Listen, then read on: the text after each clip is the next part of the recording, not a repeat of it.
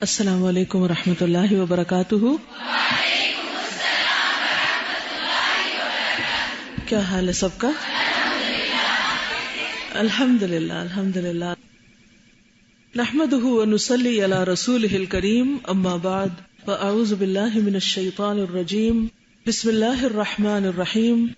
رب اشرح لی صدری ویسر لی امری واحلل عقدۃ من لسانی یفقہوا قولی۔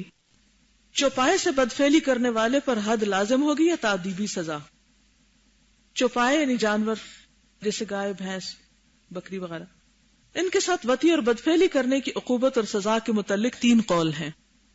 اول، چوپائے کے ساتھ بدفعلی کرنے والے کی تعدیب کی جائے گی، یعنی سزا دی جائے گی، اس پر حد نہیں ہوگی۔ یہ قول امام مالک اور امام ابو حنیفہ کا ہے۔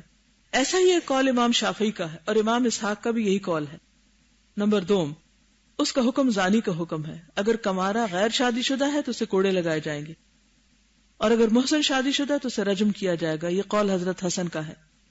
سوم، اس کا حکم لوتی کا حکم ہے۔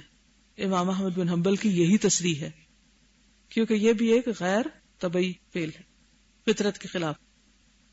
ان مختلف اقوال کے پیش نظر یہ امر مستخرج اور مستنبت ہوتا ہے کہ حتمی طور پر قتل کر دینا اس کی حد ہے، یا اس کی حد وہ ہے جو زنا کی ہے۔ جو لوگ اس کی حد قتل بتاتے ہیں وہ استدلال میں سنن نبی داؤد کی وہ روایت پیش کرتے ہیں جو حضرت عبداللہ بن عباس سے مروی ہے۔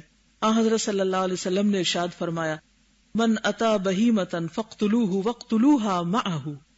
جو شخص چوپائے کے ساتھ بدفعلی کرے اسے قتل کرو اور اس کے ساتھ چوپائے کو بھی جان سے مار دو، کیونکہ اس کے اندر بھی ایسی نجاست آ جاتی ہے کہ جس سے مزید خرابی پھیلنے کا اندیشہ ہے۔ یہ جہاں آپ نے میڈ کاؤ کا قصہ سنا ہوگا، یہ اور اسی طرح کے فساد اور خرابیاں، کیونکہ اس سے بھی جانوروں کے اندر بیماری آنے اور پھر اس جانور سے دوسرے جانور کو اور اس سے مزید آگے بیماریاں پھیلنے، اور پھر یہ جانور انسانوں کی غذا بھی بنتے ہیں، تو وہ پھر انسانوں کے اندر وہ چیزیں ٹرانسمٹ ہونے کا اندیشہ ہوتا ہے۔ یہ سب خلاف فطرت چیزیں۔ یہ وطی اور دخول ایسا ہے کہ کسی حال میں جائز نہیں، لہذا اس کی حد قتل ہے۔ وہ لوگ جو اس کے متعلق حد کے قائل نہیں کہتے ہیں کہ اس بارے میں کوئی صحیح حدیث موجود نہیں۔ اگر کوئی صحیح حدیث موجود ہوتی تو ہم ضرور اس کے قائل ہو جاتے، اس کی مخالفت کا ہمارے پاس کوئی راستہ ہی نہ ہوتا۔ اسماعیل بن سعید الشالنجی اس باب میں کہتے ہیں کہ میں نے امام احمد سے پوچھا کہ چوپائے کے ساتھ بدفعلی کرنے والے کے بارے میں کیا حکم ہے؟ امام صاحب خاموش رہے۔ عمر بن ابی عمر کی حدیث اس بارے میں ثابت شدہ حدیث نہیں۔ طحاوی اس حدیث کو ضعیف کہتے ہیں، نیز یہ روایت حضرت عبداللہ بن عباس سے مروی ہے، لیکن خود ان کا فتویٰ اس کے خلاف ہے۔ وہ یہ فتویٰ دیتے ہیں کہ اس پر حد نہیں۔ چنانچہ ابو داؤد کہتے ہیں کہ ابن عباس کا یہ فتویٰ ان کی حدیث کو ضعیف قرار دیتا ہے۔ اس میں بھی کوئی شبہ نہیں کہ اس بارے میں طبعی زجر و توبیخ بے اعتبار لواطت طبعی زجر و توبیخ سے زیادہ قوی ہے، اور ظاہر ہے کہ انسانی طبائع میں چوپائے کے ساتھ وطی اور دخول کرنے اور انسان کے ساتھ وطی اور دخول کرنے میں زمین آسمان کا فرق ہے، اس لیے ایک کو دوسرے پر قیاس کرنا قیاس فاسد ہے۔ جزاکم اللہ خیرا۔